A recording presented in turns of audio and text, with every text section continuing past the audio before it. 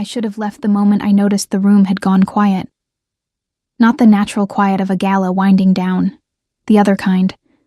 The kind that settles over a crowd like a held breath. Collective and involuntary. The way birds stop singing before a storm arrives. I noticed it first in the posture of the waitstaff nearest the entrance. Spines straightening, eyes dropping, trays suddenly gripped with both hands instead of one. Then I noticed it in the guests. The way conversations tapered mid-sentence. The way men in expensive suits shifted their weight almost imperceptibly toward their wives or toward the nearest wall. I was balancing a tray of champagne flutes and pretending I hadn't noticed any of it. That was the job. See everything. React to nothing. Move like you're part of the furniture. Hargrove and Associates held their annual charity gala on the 14th floor of the Meridian Hotel every November. And for the third year running, I was part of the catering crew Deluxe Event Services sent to work it. The money was decent enough to ignore the fact that my feet would feel like bruised fruit by midnight, and the overtime helped cover the gap my regular hospital admin job left in my rent. It wasn't glamorous, but I was good at it. At being invisible, at reading a room, at moving through crowds of wealthy, oblivious people without disturbing the surface of their world. I adjusted the tray against my palm and continued my circuit along the eastern edge of the ballroom. The decor this year was all ivory and gold, draped fabric overhead, candlelight from crystal fixtures that probably cost more than my monthly salary, waitstaff in black with white gloves, guests in gowns and tailored suits worth fortunes. Somewhere near the stage, a string quartet played something I vaguely recognized, low and elegant beneath the ambient hum of manufactured pleasantries. I was 3 steps past the bar station when I saw him. Or rather, I saw the space he occupied before I fully registered him. It was the way people moved around him. Not with the casual navigation of a crowded room, but with deliberate, almost rehearsed deference, parting without being asked, rerouting without acknowledgement, as if proximity itself carried a cost. 2 men flanked him at a precise distance, broad-shouldered and still-eyed, their attention sweeping the room in rotating patterns while their employer appeared entirely unconcerned with the world around him. He was young. That caught me off guard first. I'd half expected the usual profile, silver-haired, thick-necked, the kind of man whose power lived in his bulk and years. He was none of that. Mid to late 20s at most, with a face that belonged on the cover of something, all sharp angles and deliberate calm. Dark hair swept back from his forehead, with the kind of effortless precision that suggested someone else had arranged it. A black suit, perfectly fitted, nothing ostentatious about it except the quality you could identify from across a room, the way it moved with him rather than hanging on him.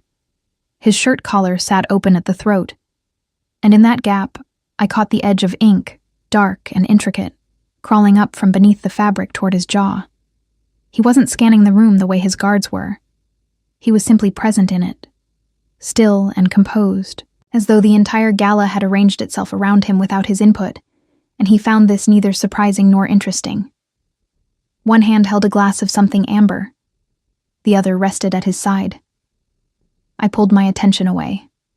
Not your business. Keep moving. I completed my circuit, deposited the emptied tray at the service station behind the bar, and collected a fresh one. This time, small plates of something the chef had called amuse-bouche, which was a polished way of describing 6 bites arranged on slate. I moved back into the room. For the next 40 minutes, I existed only as function. Offer the plate, smile at the right distance, step back, move on. The gala had a rhythm, and I'd learned to match it, learned to feel when a cluster of guests was about to disperse, when someone's glass was about to need replacing, when the invisible current of the room shifted toward the stage for a speech or an announcement. I was navigating between 2 clusters of guests near the center of the room when the current shifted unexpectedly. A woman, mid-40s, sharp blonde updo, the particular brittle poise of someone 3 glasses of wine into performing effortlessness, turned abruptly from her conversation. Her elbow caught my tray. The correction I made was purely reflexive. I twisted my wrist to stabilize, absorbed the impact through my forearm, kept every plate level. Nothing fell. Nothing shattered. A clean recovery. invisible to most of the room. But the momentum carried me backward half a step, and that half step was all it took. I collided with something solid and unyielding at my back.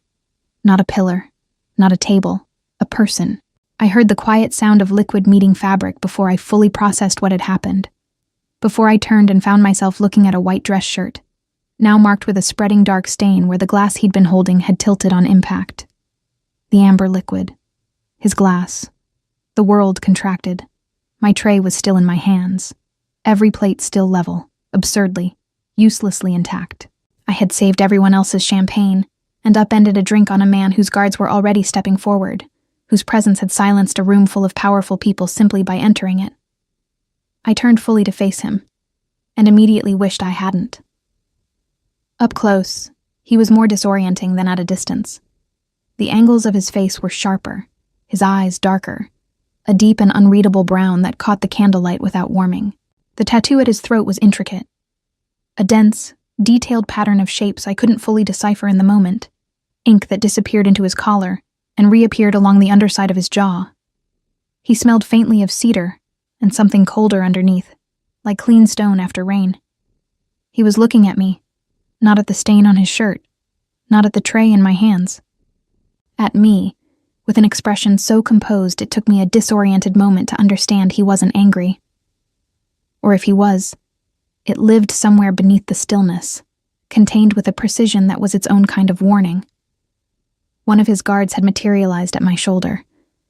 I felt him before I saw him. "I'm so sorry." My voice came out steadier than I deserved. "I'm the woman behind me." I stopped, because the explanation felt like an excuse, and something about the way he was watching me made excuses feel inadequate. "I'm sorry. Let me find someone from management. They'll handle the... What's your name?" His voice was low, unhurried, lightly accented in a way that shaped the words with unusual precision, as though language was something he handled carefully. I blinked. "Charlotte." He held my gaze for a moment that lasted several seconds longer than it had any right to. Then his attention moved, briefly, deliberately, to a point just past my left shoulder. I didn't need to look to understand that whatever signal passed between him and his guard, it was not a small one. "Charlotte." He said my name the way people repeat something they're cataloging. "Don't go far." Before I could process what that meant, a man in a charcoal suit was at his side. Not a guard, someone else. Someone who'd emerged from the cluster of guests with the quiet speed of a person accustomed to being summoned. He murmured something close to his employer's ear. The change was nearly imperceptible, a fractional tightening around the eyes. The glass, half empty now, set down on the nearest surface with careful quiet. He turned away from me without another word. I stood there for 3 full seconds, tray in both hands, plates undisturbed, heart hammering against my ribs with a violence I couldn't explain, because he hadn't threatened me, hadn't raised his voice, hadn't done anything except say my name. Don't go far. The string quartet was still playing. The room had resumed its movement, conversation reconstituting itself around the disruption, as though it had never occurred. The blonde woman who'd started all of this had already drifted back to her circle, oblivious. I turned toward the service corridor. A hand closed around my wrist, not tight, not rough, but absolute, and I went still. It was the guard. He didn't look at me when he spoke. His eyes remained on the room, scanning with the patience of someone paid never to stop. "Mr. Shin would like you to wait," he said quietly. "By the east corridor, not long." I looked at my wrist, then at the guard's profile. "I have a job to do," I said. He said nothing. His grip didn't shift. And in the silence that followed, in the warm, golden, deceptively beautiful air of that ballroom, I understood for the first time that the word wait had not been a request. He kept me waiting for 11 minutes. I know because I counted them, not from impatience, but because counting gave my hands something to do besides tremble. The east corridor was a narrow service passage between the ballroom and the hotel's private dining rooms, lit by recessed fixtures that hummed faintly overhead. A folded linen cart stood against one wall.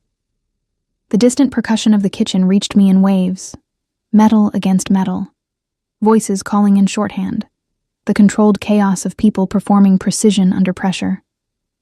I understood that world. I did not understand this one. The guard who'd stopped me had positioned himself at the corridor's entrance, back to me, arms loose at his sides. He hadn't spoken again. Hadn't needed to. His presence alone communicated the full scope of my options, which amounted to one: stay. So I stayed. I set my tray on the linen cart and pressed my back against the cool wall and breathed through the particular kind of fear that doesn't announce itself loudly. The quiet kind. The kind that settles in your chest like cold water and makes everything feel slightly unreal. Don't go far. I turned the words over again. They hadn't been menacing exactly. They'd been stated, the way someone states a fact about the weather or a figure in a contract, with the calm assurance that the world will arrange itself accordingly. That certainty was, somehow, worse than volume would have been. I heard him before I saw him. Not his footsteps. Those were nearly silent, controlled. But the shift in the guard's posture at the corridor entrance. A subtle squaring of the shoulders, a slight lift of the chin. Deference expressed in muscle memory. Kyung-soo stepped into the corridor. He'd changed his shirt. Somewhere in the span of 11 minutes, a fresh white shirt had replaced the stained one. His jacket resettled across his shoulders with the same architectural precision as before. The only evidence that anything had occurred at all was the faint scent of cedar and something sharper, a hint of whatever product kept his hair in its swept position, that arrived with him into the narrow space. He stopped a few feet away. In the reduced scale of the corridor, with the ballroom noise muffled behind the walls and the two of us occupying a space designed for invisibility, he seemed different, not softer. Nothing about him suggested softness, but more defined somehow. The candlelight of the ballroom had lent him a certain abstraction. Here, the recessed lighting was clinical and honest, and still his face held that quality of careful composure, like something sculpted specifically to give nothing away. He looked at me the same way he had in the ballroom, unhurried, assessing. "You're not going to apologize again," he said. It wasn't a question. "I already apologized," I said. Twice, actually. Something shifted at the corner of his mouth. Not quite a smile. The suggestion of one, brief and controlled. "I'm not here about the shirt, Charlotte." My name in his mouth again. That same deliberate quality, like he was deciding each time that I was worth the precision. "Then what are you here about?" I asked, because the alternative was standing in silence while my heartbeat staged a private disaster against my ribs, and I had enough dignity left to resist that. He reached into the interior pocket of his jacket, a movement so unhurried it seemed almost lazy, and produced a phone. He turned the screen toward me. A photograph. A woman, perhaps my age, dark-haired, photographed at what appeared to be a garden party or outdoor event. She was laughing at someone off camera, relaxed and unguarded in the way people only are when they don't know they're being watched. I looked up from the screen. "Who is she?" "Her name doesn't matter." He returned the phone to his pocket with the same unhurried economy. "What matters is that the man she's standing beside in the original photograph is someone I have a meeting with in 4 days. A man who makes certain assumptions about the kind of people he conducts business with. Family men. Men with roots. With something to lose." He paused. He knew someone who looked very much like you once. Someone important to him. I absorbed this. "That's why you stopped me," I said slowly. "Not because of the shirt." The shirt was coincidence. His eyes hadn't left mine. "You, I would have found another way." The cold water in my chest spread a little further. "I don't understand what you want from me," I said, though some part of me, the part that had been reading rooms and people for years out of pure necessity, already understood the shape of it. I needed him to say it plainly, because I needed to be certain I wasn't constructing this. 4 days, he said. A dinner. A private event at a venue outside the city. You attend as my companion. You behave naturally. There's nothing to memorize, no script. You speak when spoken to, stay close, and leave the conversation to me. A brief pause. Pretend to be my girlfriend. The words landed in the corridor's quiet, with a weight entirely disproportionate to their syllables. I laughed. A short, involuntary sound. Not from amusement, but from the sheer unreality of the moment.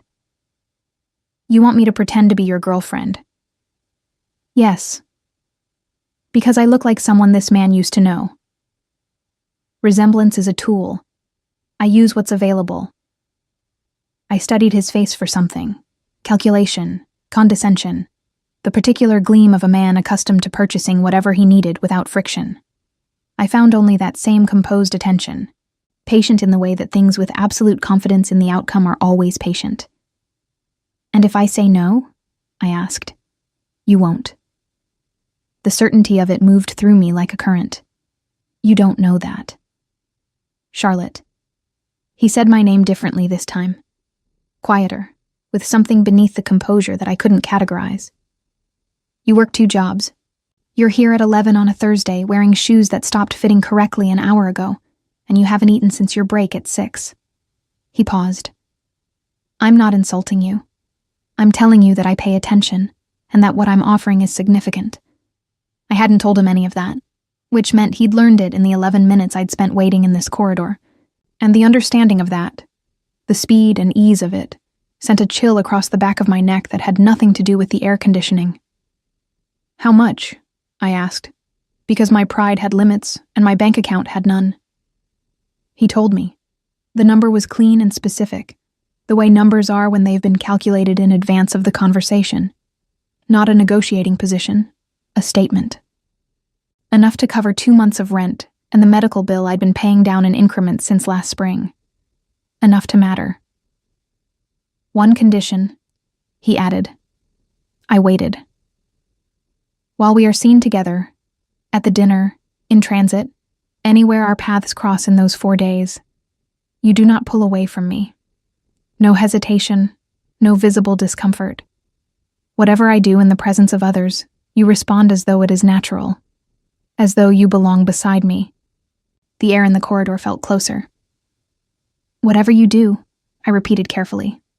I don't require performances. The word performances carried a slight edge. Distaste, I thought, which surprised me. I require believability. There's a difference. His gaze dropped, briefly, just a fraction, to my hands, where I was apparently gripping the edge of the linen cart hard enough to leave impressions in my palm. His expression registered this and returned to neutral before I could name what I'd seen in it. You're not in danger, Charlotte. Not from me. Not from me. The qualifier was doing considerable work. And the condition is non-negotiable, I said. All my conditions are. I looked at him, at the ink climbing his throat, the dark eyes that gave nothing away, the absolute stillness of a man who had long ago stopped needing the world to move at his pace, because it simply did. I thought about my bank account, my shoes, the medical bill, the particular exhaustion of a life held together with careful budgeting and 12-hour shifts. I thought about the word believability and what 4 days beside this man would actually require of my body, my face, the involuntary spaces where composure lived. I'll need the details in writing, I said finally. Time, location, duration, and the money transferred before the event, not after. Something in his expression shifted. Not surprise, but a recalibration, subtle and fast, as though he'd run a model and the output had differed slightly from his projection. Done, he said. He produced a card from his jacket pocket and extended it toward me. Heavy stock, no logo, only a number printed in clean dark ink. When I reached for it, his fingers didn't immediately release it. Charlotte. The quiet again, that lower register. I should tell you one more thing. I kept my hand on the card. What? His eyes held mine, steady and unreadable as ever. And then, for just a moment, beneath all that careful composure, I caught something else. Something that didn't have a clean name. something that looked almost like it had been there since the moment his guard first closed a hand around my wrist. "The condition isn't negotiable," he said. "But it isn't only for the dinner." I didn't get the chance to ask what he meant. His guard appeared at the corridor entrance, murmured something in Korean, low and clipped. Kyung-soo released the card, turned, and walked back toward the ballroom without another word, as though the conversation had reached its natural end, and the rest was simply paperwork. I stood in the service corridor with his card in my hand, the hum of the overhead lights filling the silence he'd left behind, and tried to understand what, exactly, I had just agreed to. The card sat on my kitchen counter for 2 days. I didn't touch it after the first night. I'd come home from the gala with sore feet and a restless mind, set it on the counter beside my keys, and then proceeded to cook dinner, shower, grade the stack of insurance forms I'd brought home from work, and go to bed, all while being entirely, exhaustingly aware of it in my peripheral vision. A small rectangle of heavy cream stock with 11 digits printed on it in clean dark ink. Unremarkable by every objective measure. I woke up Saturday still thinking about it. By Sunday afternoon, I'd talked myself out of calling 4 separate times using 4 separate arguments. It was reckless. It was naive. Men like that didn't offer clean transactions. And the one I returned to most often, turning it over like a stone with something uncomfortable underneath. I didn't know what the condition isn't only for the dinner actually meant, and I hadn't asked. That last part was the problem. I should have asked. The fact that I hadn't asked told me something about myself that I wasn't entirely prepared to examine. I called the number on Sunday evening, standing at my kitchen counter with my second cup of coffee going cold beside me. He answered on the second ring. "I have questions," I said, without preamble. I expected them sooner. No greeting, no surprise in his voice.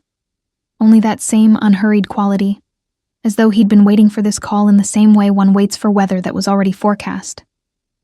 "What did you mean?" I said carefully. "When you said the condition wasn't only for the dinner?" A brief pause, not hesitation, something more deliberate. "There are people who will see us at the dinner," he said, "and people who will see us before it. My world is not a single room, Charlotte. It watches continuously." Another pause. "For 4 days, you are beside me when I require it, not only at the table." I absorbed this. That's a significant expansion of the original terms. The original terms were a summary. This is the complete version. You could have led with the complete version. You would have said no to the summary. The precision of that landed somewhere between irritating and unnerving. "You don't know that," I said, which was exactly what I'd said in the corridor 2 nights ago, and which had been just as unconvincing then. "Charlotte." Something in his voice shifted. Not warmer, exactly, but less formal. Stripped of one layer of that composed distance. "Nothing will be asked of you that you haven't consented to in advance. I'll tell you what each situation requires. You retain the right to set limits." A pause.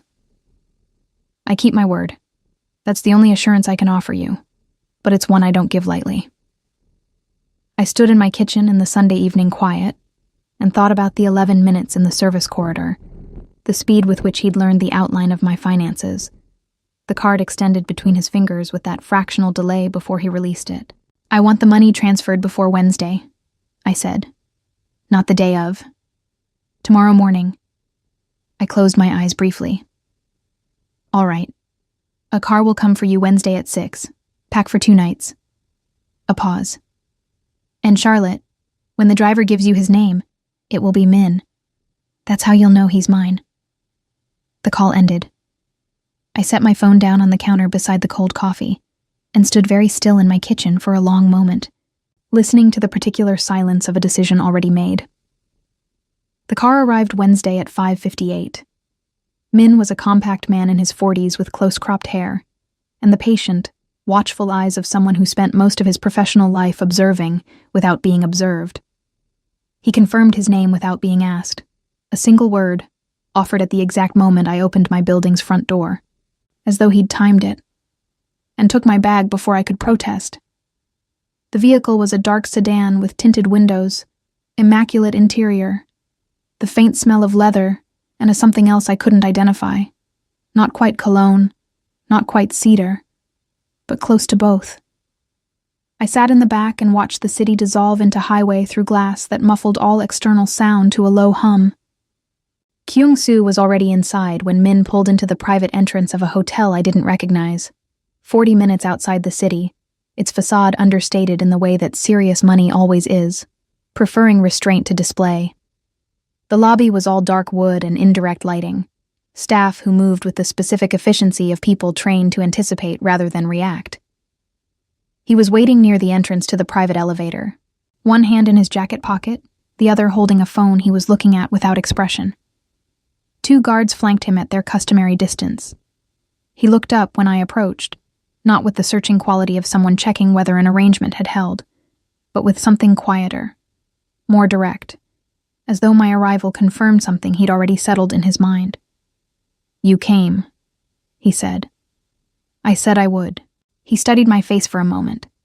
Then, without further comment, he extended his hand. The gesture was simple, understated. His palm open at the space between us, waiting, with the same patient certainty he applied to everything. No urgency, no pressure, just the offer held steady in the air. I placed my hand in his. His fingers closed around mine with a warmth I hadn't anticipated. Not possessive, not performative, just present. Firm enough to be unambiguous. He turned toward the elevator without releasing my hand, and I fell into step beside him, and the guards adjusted their formation around us with the silent precision of people who had done this many times before. In the elevator, the doors closed, and the quiet was absolute. I became acutely aware of his hand, the way his thumb had settled at the inside of my wrist, not moving, simply resting there, over the place where my pulse lived. Whether he could feel it, I didn't know. Whether he was paying attention, I couldn't tell from his profile, which gave nothing away as he watched the floor numbers ascend. "The dinner is tomorrow evening," he said. "Tonight is preparation. There's someone you'll need to meet, a woman named Ji-yeon. She manages logistics for my household. She'll brief you on Park Seo-jin, who you'll be meeting tomorrow, and on what he needs to believe about us." "What does he need to believe?" "That you've been beside me for months, that you know me." He paused. "Not the version of me he expects, the version he hopes to find. A man who has chosen someone, who has perhaps softened slightly at the edges." Something in his voice when he said this was careful in a new way, deliberate but also contained, like a door held mostly closed. Park responds to what he perceives as vulnerability in others. He trusts men who have something to protect. "And I'm what you're protecting." He turned his head and looked at me directly, a full, unguarded look that lasted only a second, but felt longer. "For the purposes of tomorrow, yes," he said. The elevator opened onto a private floor. The suite was substantial. Dark furnishings, floor-to-ceiling windows, the sprawling geometry of the city visible in the distance. Ji-yeon was already there. A small, precise woman in her 30s with reading glasses pushed up on her head and a tablet in her hands, who assessed me with a single pass of her eyes, and then offered a crisp, professional nod. The briefing took 2 hours. I learned that Park Seo-jun was 63, the head of a family that ran legitimate import operations as cover for considerably less legitimate ones, that he had lost a daughter 8 years ago and carried the grief of it like a wound that hadn't closed, and that the woman in the photograph on Kyung-soo's phone, the laughing woman at the garden party, had been that daughter's closest friend. I learned that my resemblance to her was apparently significant enough that Park's own people had flagged it in a report. I learned that the deal Kyung-soo needed Park to agree to was worth more than I could comfortably conceptualize, and that Park had refused 2 previous meetings on the grounds that he didn't conduct business with men he didn't trust. And I learned, somewhere in the second hour, that Ji-yeon watched Kyung-soo when she thought he wasn't looking, with an expression that was professional on the surface and something else entirely underneath. Not affection, not exactly. The particular regard of someone who has observed a person long enough to know things about them that the person hasn't chosen to share. When she left, Kyung-soo walked her to the suite's entry, and they exchanged a few words in Korean, low and brief. I moved to the window and looked out at the city and tried to organize what I'd learned into something manageable. I heard him return. "You're quiet," he said. "I'm thinking." "About what?" I turned from the window. He'd removed his jacket, and in the suite's quieter light, the tattoo at his throat was more visible, the ink detailed and deliberate, climbing from beneath his collar to curve along his jaw. He looked younger without the jacket, which was strange, because nothing else about him suggested youth. "About the woman in the photograph," I said. "About what it means that I look like someone Park Seo-jin grieves." He was quiet for a moment. "It means tomorrow is important." "It means tomorrow I'll be standing in front of a man who sees a ghost when he looks at me," I said. "That's not a small thing to ask someone to do." Something moved through his expression, a brief disruption of the composure, there and gone. He crossed the room in a few unhurried steps and stopped in front of me, closer than the briefing's professional distance had required, close enough that I could smell the cedar and cold stone scent that I was beginning to recognize as distinctly his. "No," he said quietly. "It isn't." His hand came up, slowly, giving me every opportunity to step back, and his fingertips rested against my jaw, barely touching. A contact so light it was more warmth than pressure, the way you might steady something fragile without gripping it. "You don't have to become her," he said. "You only have to be yourself beside me." His thumb traced the line of my cheekbone, once, and then stilled. "That's enough." I stood very still beneath his hand and tried to remember every reason I told myself this was a transaction. The city glittered beyond the window. His touch didn't move. And in the hushed interior of a suite, paid for by money I had no framework to imagine, I understood with sudden, uncomfortable clarity that whatever was happening in this room bore very little resemblance to a business arrangement. His phone vibrated in his pocket. He read the message without stepping back, his hand dropping naturally from my face. "Sleep," he said. "Tomorrow requires you present." He moved to the far side of the suite with the same controlled quiet he carried everywhere, and I stood at the window a moment longer, my cheek still warm where his hand had been, looking out at the city lights and trying very hard not to think about what his thumb tracing my cheekbone had actually felt like. I failed entirely to stop thinking about it. I didn't sleep well. The suite's guest room was impeccable.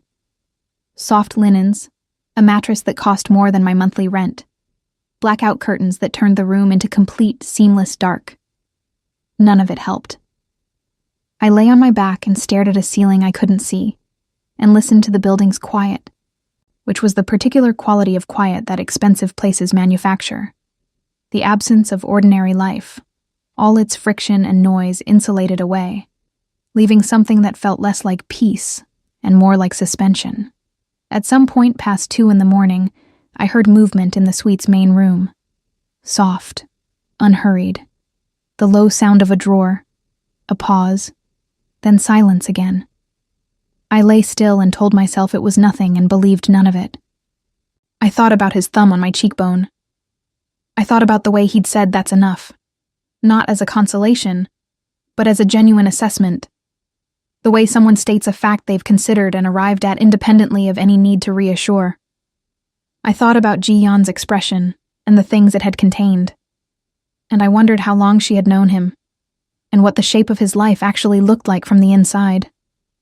By 6, I gave up on sleep and showered and dressed in the clothes Ji-yeon had arranged, a deep burgundy dress, understated but precise, with a hemline that fell below the knee and a neckline that suggested without displaying, heels that fit correctly, a thin gold chain at my throat.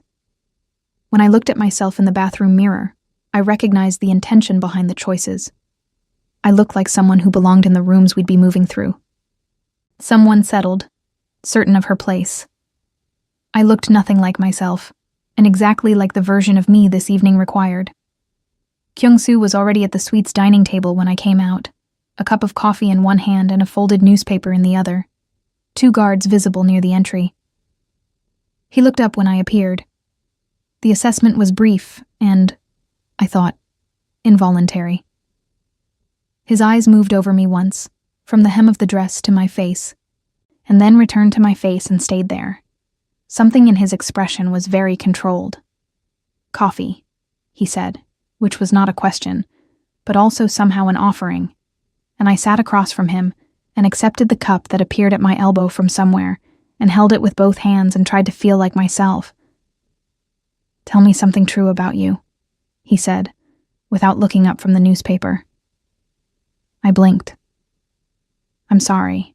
Park will ask questions, not the ones Ji-yeon prepared you for. The peripheral ones. The ones people ask when they're actually trying to understand someone." He turned a page. "If your answers don't have texture, he'll notice." I considered this. I grew up in Baltimore.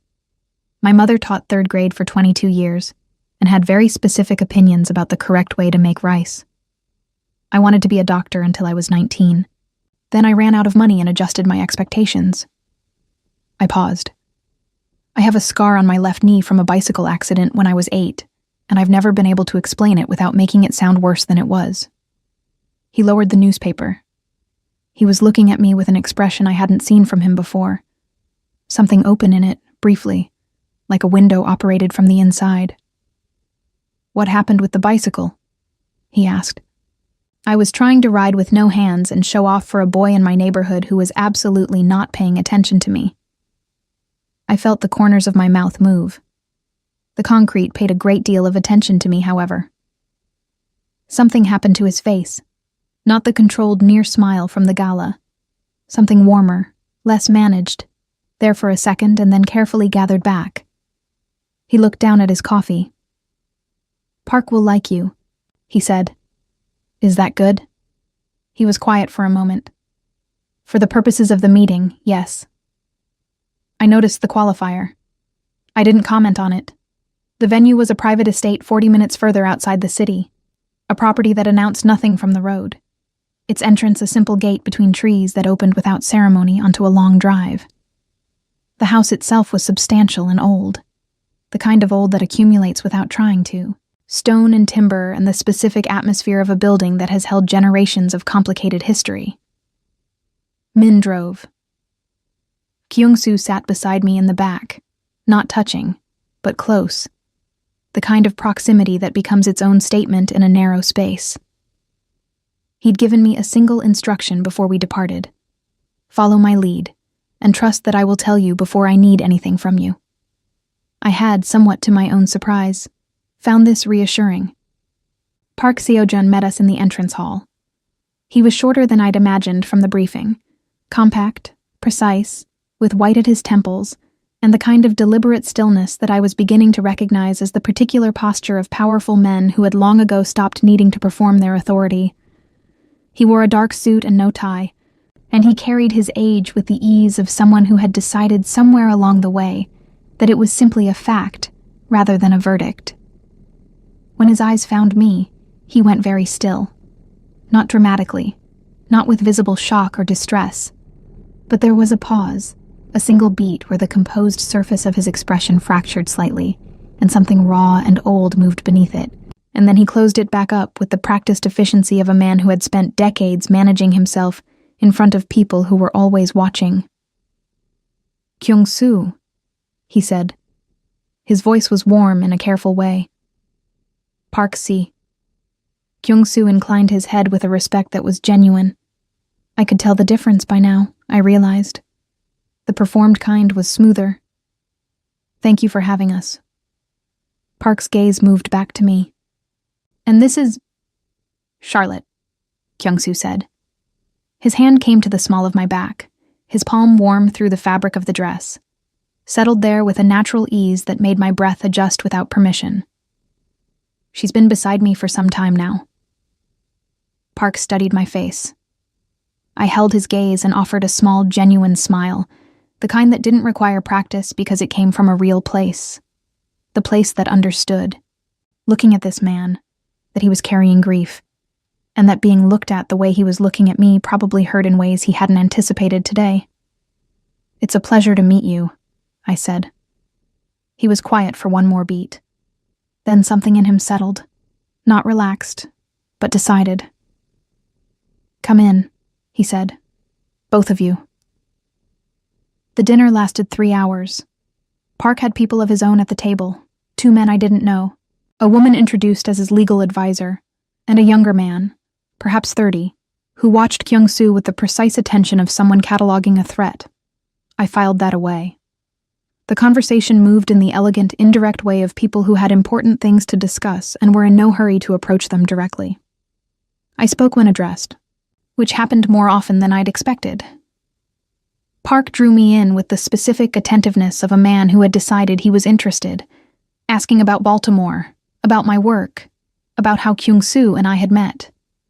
I gave him versions of the truth that were close enough to be textured, the way Kyung-soo had asked for. At one point, during a lull while the table was being cleared between courses, Park leaned slightly toward me and said, quietly enough that it was meant only for me, "You have a very particular quality of presence. A steadiness." He paused. Someone important to me had that same quality. I met his eyes. "I'm sorry for your loss," I said. Not because the briefing had prepared me to say it, but because it was true, and it was all there was to say. He looked at me for a long moment. Then he nodded once, and the moment passed. Kyung-soo's hand found mine beneath the table during the final course, not visibly, not for the room. Just his fingers closing around mine in the space between our chairs, steady and warm, and staying there. I didn't look at him. He didn't look at me. But his thumb moved once across my knuckles, slow, deliberate, and I understood that it was not for Park's benefit, because Park couldn't see it. It was for no audience at all. The business was settled over the final glass of wine. Park agreed to the terms, not with ceremony, but with a single quiet statement directed at Kyung-soo, and the particular exhale of a man who had made a decision he'd been holding back and found the release of it easier than expected. Hands were shaken. Arrangements were made for formal documentation. We were in the car by 10:30. For several minutes, neither of us spoke. Min drove. The city's distant glow, a pale warmth on the horizon, and the sedan's interior held us in its quiet like something gathered. "You told him the truth," Kyung-soo said. "About Baltimore. About your mother." "You said texture," I said. "Truth has more texture than invention." He was quiet. "He'll sign everything," he said eventually. Not triumphantly, as a fact. Whatever hesitation remained, you resolved it. "You resolved it," I said. "I was furniture." "Charlotte." His voice was very quiet. "You were not furniture." I looked at him then.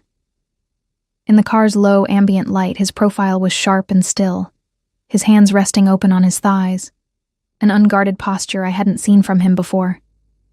He was looking straight ahead, but there was something in the set of his jaw that suggested the conversation had more weight for him than the words were carrying. "The condition," I said. "The one you said wasn't only for the dinner. What did you mean exactly?" A long pause. "I meant," he said slowly, "that the dinner was a reason I gave you. One that made practical sense and that you could accept." He turned his head and looked at me, and in his eyes, dark and steady as they always were, was something stripped of its usual containment. Something that had been there, I thought, since a service corridor and a stained white shirt. The reason beneath it is less practical. My chest tightened. "Kyung-soo." "You don't need to say anything," he said, not cutting me off, giving me room. "I'm not asking for anything beyond what you've already given. I only wanted you to know that I was aware of the difference." He turned back to the window. "Between what I told you and what was true." The car moved through the dark. His hand rested open on his thigh, 3 inches from mine.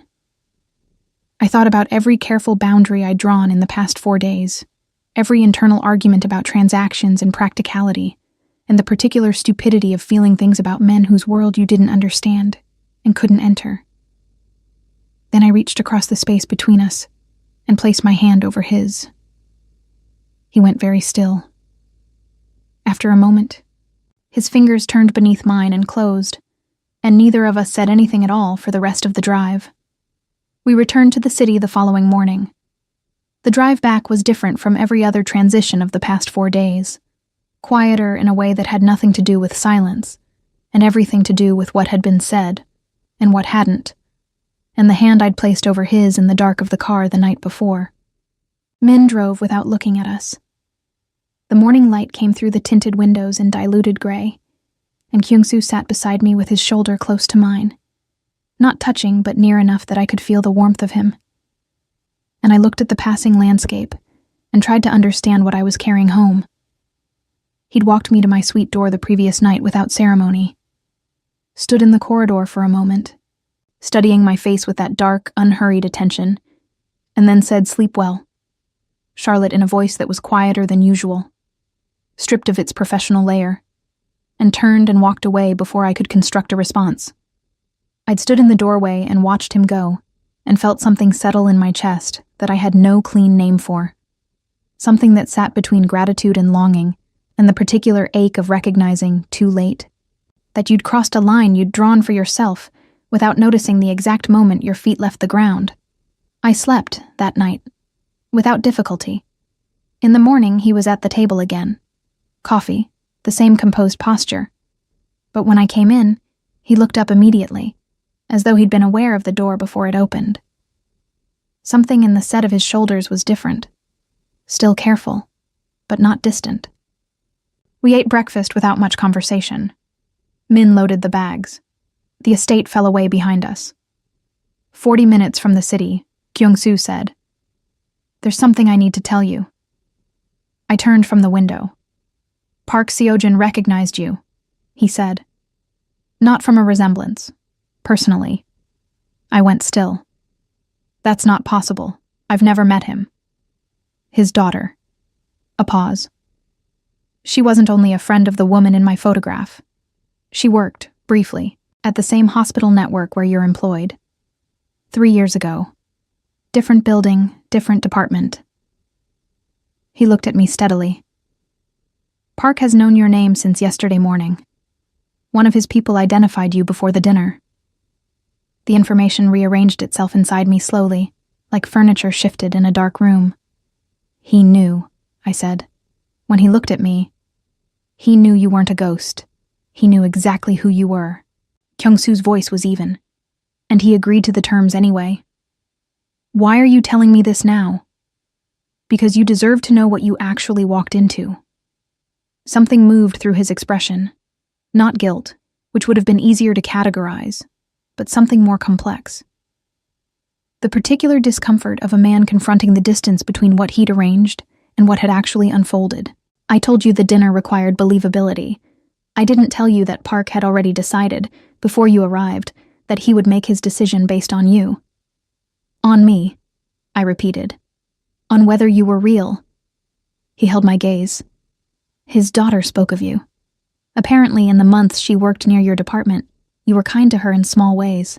The kind of ways people don't remember performing, but that the recipient carries. She told her father about a woman at the hospital who always said good morning, who once sat with her in a break room when she was crying and didn't ask questions." He paused. "Park has been watching Kyung-soo dealings for 2 years. He needed to know the kind of man I was before he trusted me with anything. And the woman his daughter described, he needed to see whether she was genuinely beside me or arranged." The morning light shifted as we passed beneath a stretch of overpass, and for a moment, the car was in shadow. "So, the entire thing," I said carefully. "The resemblance to the woman in the photograph, all of it." "Was partly true," he said. "The resemblance was real. It was the reason I noticed you. But the reason I stopped you in that corridor." A pause with real weight in it. "Charlotte, I had a report on the hospital connection before the gala. I went to that event knowing you would be there." The cold water feeling returned, but different now. Not fear, something more complicated. You arranged it, I said. I created the conditions, he said. I didn't arrange your feelings or mine. I looked at him for a long moment, at the ink at his throat, the controlled face, the hands resting open and still on his thighs, the unguarded posture I'd only started seeing in the last 24 hours. You could have simply told me, I said. The actual reason. You would have said no. You keep deciding what I would have said. I keep being right, he said, and there was something in it that wasn't arrogance exactly. More like the exhausted honesty of a man who had run the calculation many times and arrived at the same answer and found no satisfaction in his own accuracy. Kyung-soo. I said his name, and he went slightly still, the way he always did when I used it. I'd noticed that, somewhere in the last 2 days, the way his composure adjusted fractionally around the sound of it from my mouth. Why does it matter? What I think of you. You have the deal. Park signed. The arrangement is finished. I held his gaze. Why tell me any of this? A long silence. Outside, the city was resolving itself from the gray morning, buildings accumulating, traffic thickening, the familiar geometry of ordinary life returning around the car's insulated quiet. Because I told you I keep my word, he said finally. And I told you I would tell you what each situation required before it happened. His voice was low and very steady. I failed that once. I'm correcting it now. Once, I said. Once, he confirmed. I don't intend to again. Min pulled to the curb outside my building. The city moved around us, people on the sidewalk, a delivery vehicle double-parked, pigeons conducting their ordinary business on the steps. All of it indifferent to the interior of a dark sedan and the conversation happening inside it. I didn't move to open the door. The 4 days are finished, I said. Yes. The arrangement is concluded. Yes. I looked at him. Then what happens now is not an arrangement. Something in his face shifted, a slow, genuine opening, like a shutter drawn back from a window that had been closed a long time. His eyes, always so composed, held something warm and unguarded and almost careful with itself, as though it had been kept in the dark and wasn't certain yet how it would hold in the light. No, he said quietly. It isn't. I reached for the door handle, then I stopped. You should know something true about me, I said, since we're correcting things. He waited. That morning in the break room, with Park's daughter. I turned back to face him fully. I didn't sit with her because I was kind. I sat with her because she was crying, and I knew what it felt like to cry somewhere you weren't supposed to, and need someone to simply not leave. I held his gaze. I'm not the person Park described. I'm just a person who's been lonely enough, long enough, to recognize it in others. The silence that followed was the softest one we'd shared. Kyung-soo reached across the space between us and tucked a loose strand of hair back from my face. Slowly, with a gentleness so deliberate it felt like a kind of courage from a man for whom control was both armor and habit. His fingertips rested against my temple for a moment. I know, he said.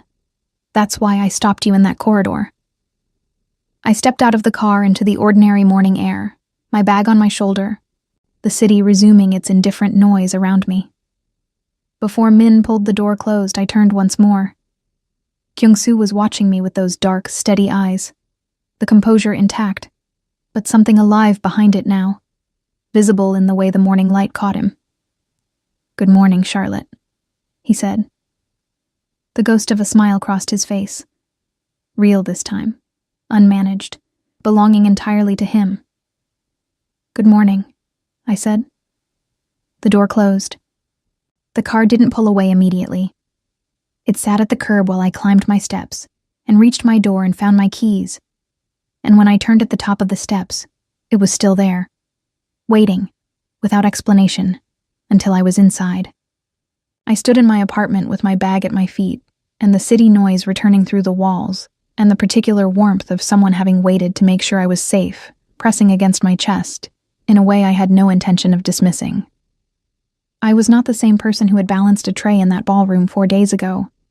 That woman had been careful and contained and very practiced at being invisible. I understood her completely. I had been her for years. And I felt no grief at the distance now between us. On my kitchen counter, where his card had sat for 2 days, there was nothing. I didn't need it anymore. I had something better. The knowledge that he'd been honest, finally, at the cost of a clean exit. The understanding that a man who could have simply let the arrangement conclude had instead chosen to correct a single failure of transparency at the exact moment it no longer served him to do so. That was not the behavior of a transaction. 3 days later, he called. Not a text, not a message through Min. His voice, direct and unhurried, asking if I'd eaten dinner. I hadn't. Then I'll come, he said. Nothing arranged, just dinner. I looked around my ordinary kitchen. The slightly uneven cabinet door. The plant on the windowsill that was doing its best. The single good knife I'd bought myself the year I decided I deserved at least one good thing. Just dinner, I said. Just dinner, he confirmed. And in the quiet that followed, in the space between his voice and mine, I heard the end of one thing and the beginning of something neither of us had planned. Chosen now with full knowledge of its weight, without the cover of arrangement or resemblance or careful conditions. Only 2 people at last, being nothing other than exactly what they were.